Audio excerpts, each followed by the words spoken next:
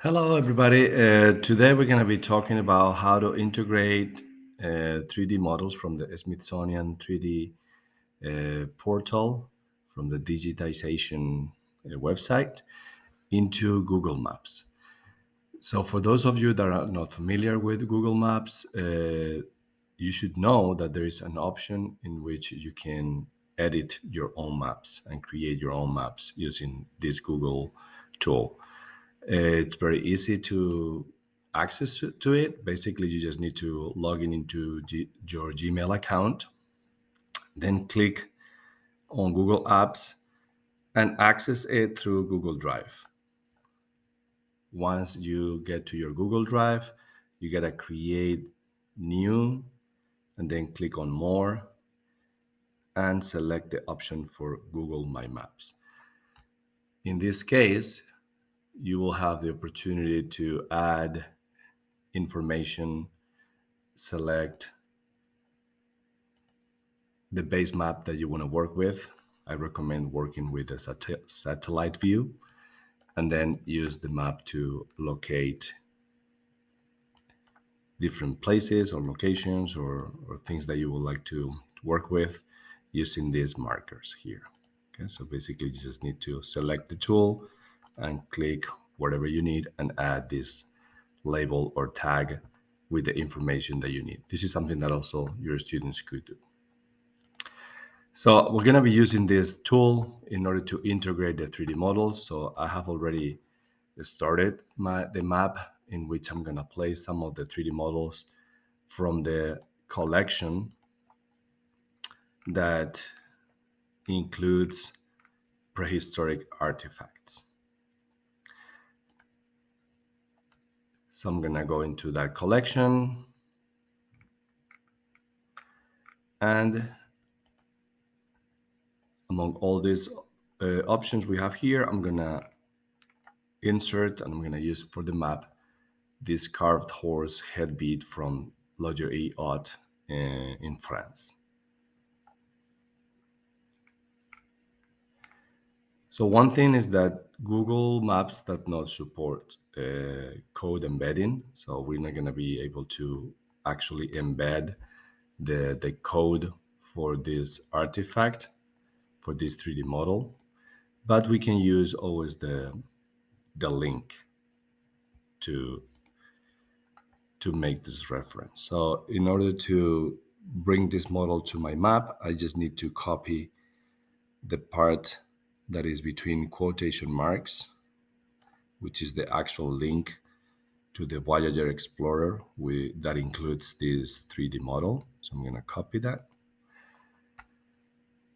Then I need to locate the place in which I'm going to place it. So that's why you also can use this search bar up the top.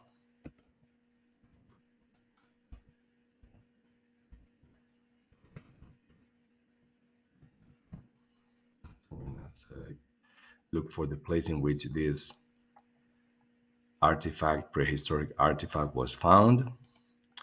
And I can always add that to my map by clicking on that plus, and I have it down here now. Okay. So I can either keep or remove this information here. For this time, I'm gonna remove it. So I can always edit this tag. So I'm gonna click on here where it says edit, and at the in this box here, I'm gonna paste the link that is gonna take me to my model. As you see, it creates this hyperlink in which I can always click on, and it will take me directly to the 3D model that I want. I can also add pictures and look for them through Google. So I'm gonna copy the information from the horse.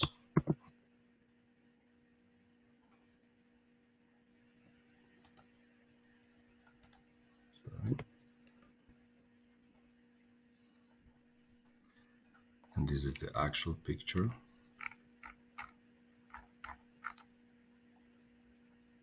I'm going to select it, and it will be up here, and that will appear up there.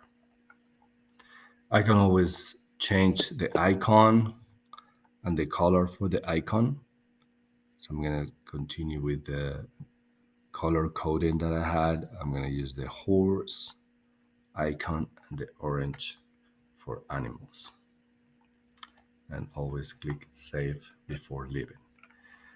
All right, so as you see, it's very easy to create these tags, and with this tool you can create thematic maps.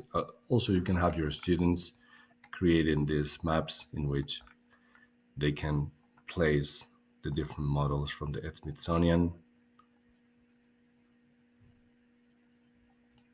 This is an ivory mammoth figurine from Dolní Věstonice in Czech Republic.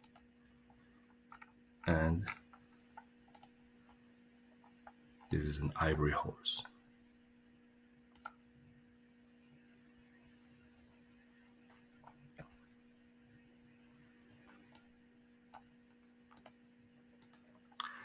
Another variation for this tool could be creating scavenger hunts or treasure hunts.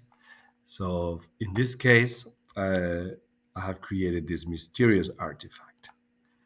Okay, so in this case, you can always ask or give your students a question, guess which prehistoric 3D is hidden under this QR code, and give them some clues.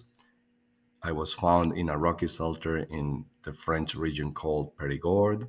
The name of this archaeological site is also the name of a delicious sponge cake with a distinctive shell-like shape. I am the mascot of many schools and colleges across the US. Who am I? All right.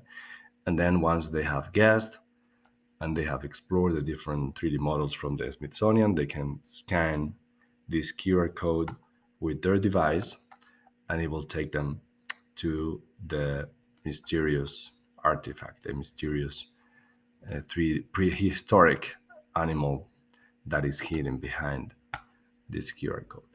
So yeah, this is another way of making this more fun and more engaging also to students. So I hope you enjoyed this video, and thanks for watching.